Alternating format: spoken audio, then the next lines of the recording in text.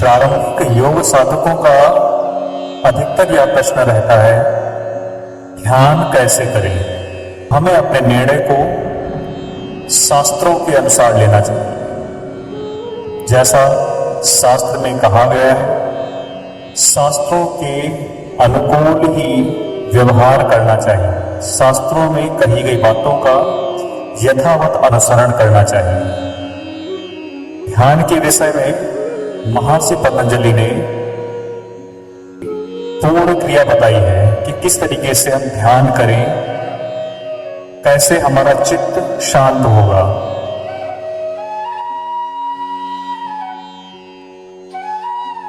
तत्प्रत्येक तानता ध्यानम, अर्थात किसी एक विषय में चित्त की निरंतर प्रवाहमान स्थिति ध्यान है।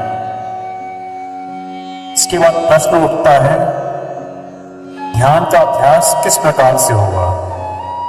अभ्यास और वैराग्य से ही ध्यान संभव है। फिर उसके बाद प्रश्न उठता है कि ध्यान किसका करें और किस प्रकार करें। कि एक तत्वाभ्यास, एक तत्व का ध्यान करें। वह तत्व है प्राण, अर्थात जो आप श्वास लेते हैं और जो आप श्वास छोड़ते हैं। उन आती जाती श्वासों पर आपका ध्यान। फिर प्रश्न उठता है कि आती जाती श्वासों पर ध्यान केंद्रित कैसे करें। इसका सबसे अच्छा उपाय है ध्वनि रहित 1 से 10 सेकंड तक बाईं नासिका से श्वास लेना है। ध्वनि रहित 1 से 10 सेकंड तक दाईं नासिका से श्वास को छोड़ना है। पुनः इसी प्रक्रिया को दोहराते हुए ध्वनि रहित 1 से 10 सेकंड तक दाईं नासिका से श्वास को लेना है।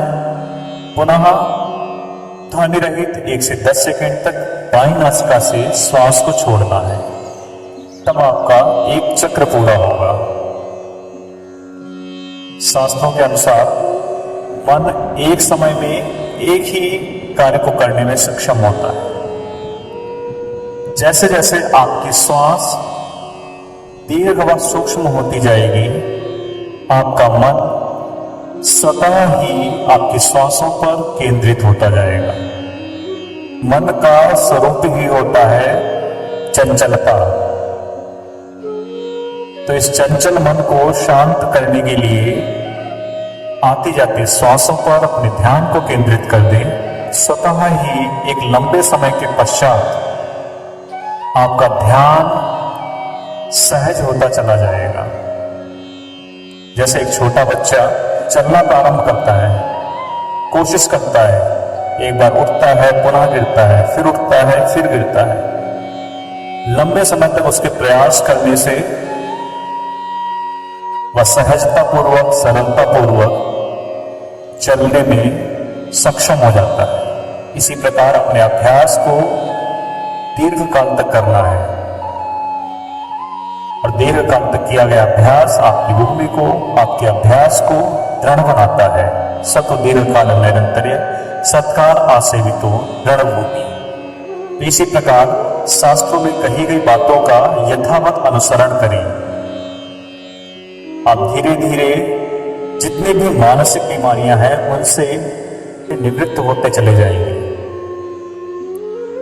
क्योंकि हमारे शरीर में जितने भी सूक्ष्म व स्थूल रोग हैं, कहीं ना कहीं वो मानसिक विकार से अधिक प्रभावित होते हैं।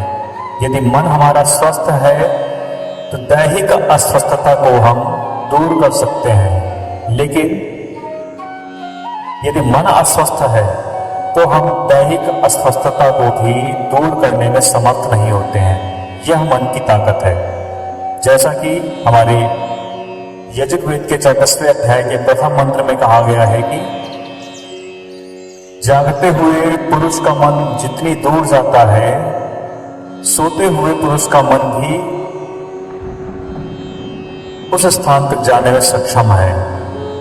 तो ऐसा हमारा प्रकाशवान सर्वशक्तिशाली मन शुभ संकल्पों वाला हो। ऐसा संकल्प लेते हुए अपने प्रत्येक अभ्यास को करें।